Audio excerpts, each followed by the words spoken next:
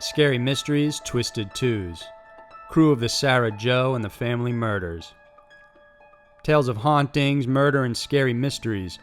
Every week, Twisted Twos dives into a pair of uniquely terrifying true stories that are worthy of a more in-depth look.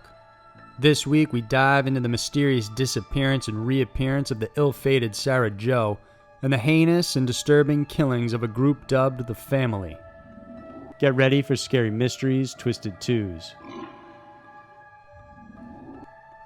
Number 1. Crew of the Sara Joe. On February 11, 1979, on the small island of Nahiku off the coast of Maui, 5 friends who worked as construction workers decided to take a break for the day and go fishing.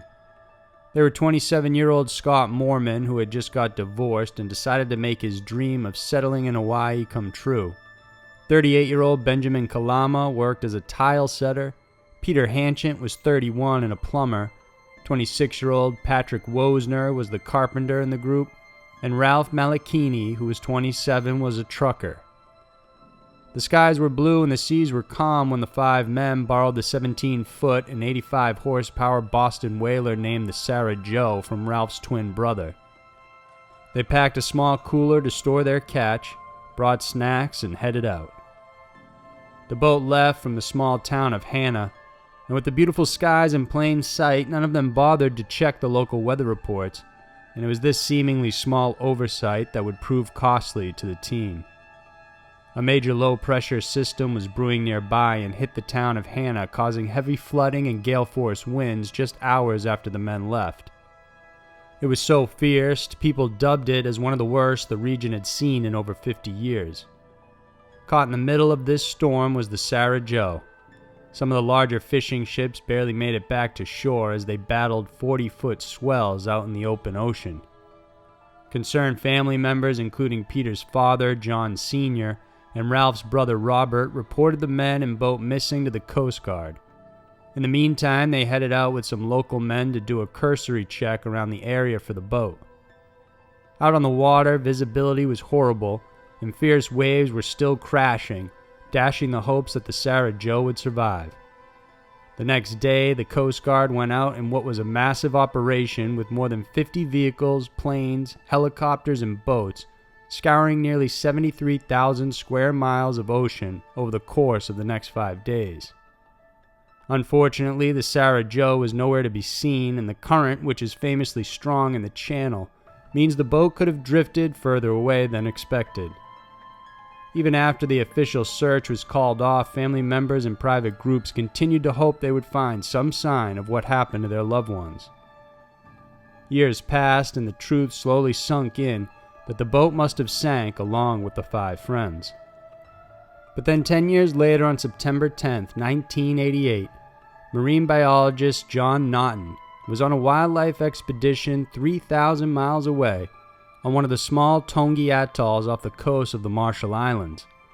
Incidentally, he was part of the initial search for the Sara Joe a full decade earlier, but was on the Tongi atoll for an unrelated project.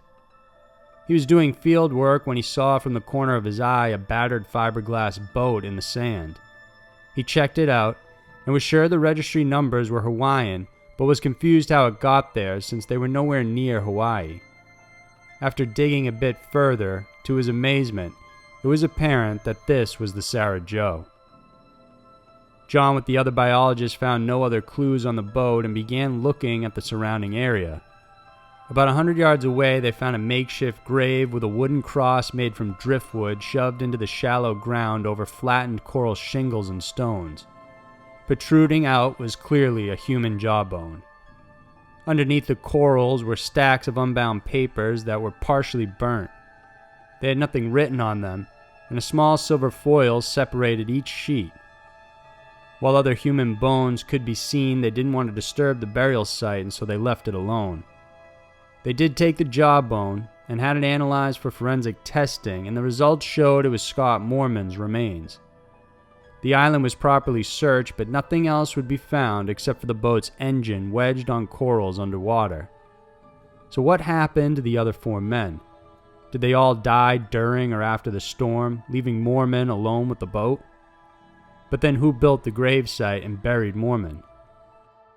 According to one theory, the type of burial he received was similar to those found in China. Traditional Chinese would bury their dead with stacks of paper along with paper money or silver or gold foil in between. These served as currency for the dead in the afterlife.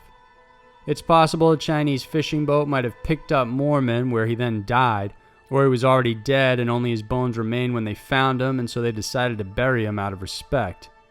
It's likely they didn't report the burial because they were already there illegally.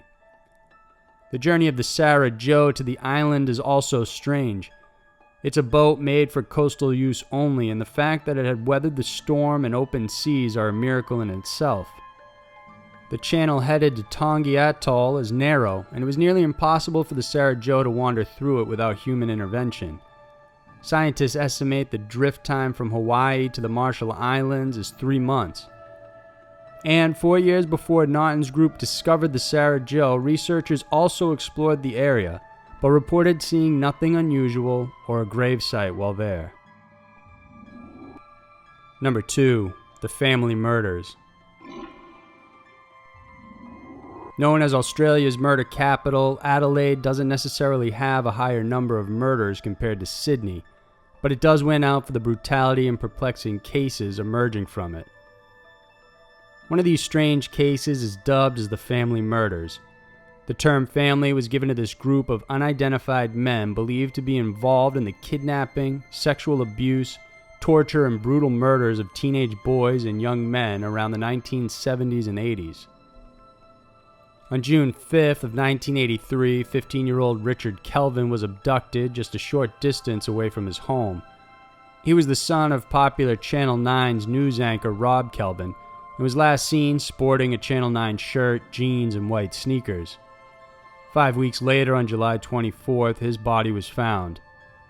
He was still fully clothed in the same garments he disappeared in, and lying in the fetal position. After examination, it was discovered he had died from massive blood loss due to an anal injury. Various other marks and bruises were found all over his head and body, and his blood tested positive for strong hypnotic drugs like Noctec and Mandrax. Since Mandrax was a heavily regulated prescription drug, police used it to trace possible suspects, and Bevan Spencer von Inman's name came up. Bevan was a quiet accountant by day, but hid a brutal and sadistic side of his personality from most people. His name sent red flags because police had previously questioned him for the deaths of 3 young men, including one for sexual assault. Bevan initially denied meeting Kelvin and said he was in bed all day with the flu. Police searched his home and found the Mandrax prescription bottle, and while he denied having other drugs, the cops also found a bottle of Noctec hidden on a ledge inside his wardrobe. Bevan now became the primary suspect. Soon the police matched fibers found on the body and clothes of Kelvin to fibers inside Bevan's home. They matched a total of 250 of them, putting Kelvin inside the house for a good amount of time.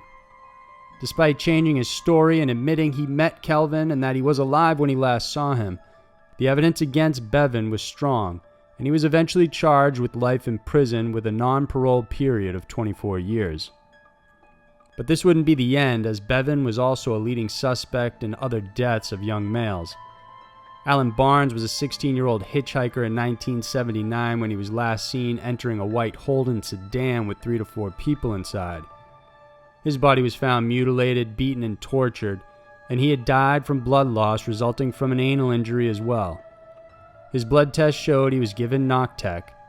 2 months after Barnes was killed, Neil Frederick Murr's body was found cut into several pieces and put inside a garbage bag. Several of his tattoos had been removed, and he also died of blood loss in the same way as the others. His body showed trauma and beatings, and was also drugged. Peter Stoggeff, who was 14, was another victim. His body was discovered in 1981. Mark Langley, who was 18, was found 9 days after he went missing. His body was badly mutilated, and he had been drugged as well. Portions of his small bowels were missing, and a precise surgical cut was found running from his navel to his pubic region. The prosecution tried to charge Bevan for the murders of Langley and Barnes because of the odd and glaring similarities in all the cases. but there was a lack of evidence and witness testimony were mostly ruled inadmissible by the judge. In the end, the prosecution decided to withdraw the charges. Today, Bevan is still serving his prison sentence. A renewed effort in solving the mysterious cases of the child-teen deaths in Adelaide has opened up, with the police offering millions in rewards to help solve the various crimes. On another note, Bevan is also linked to the famous kidnapping in 1966 of the Beaumont children, whose story we've shared before. Archive footage showed police searching a storm drain, and in it was a young man who looked like a young Bevan, who would have been 21 years old at the time. Several days later, the network that released the story followed it up by pointing to the fact that the man in the footage standing next to the Bevan look-alike bore a resemblance to the police sketch of the man last seen with the children. To this day, the case of the Beaumont children remains unsolved. So there were two of the most tragic and vicious stories around. The world can be a crazy place, and Twisted Twos is sure to show you why. If you enjoyed this video, then please remember to subscribe to our channel and click the notification bell because we have many new scary mysteries coming out every single week that we're sure you'll enjoy. Thanks for watching, and I'll see you next week.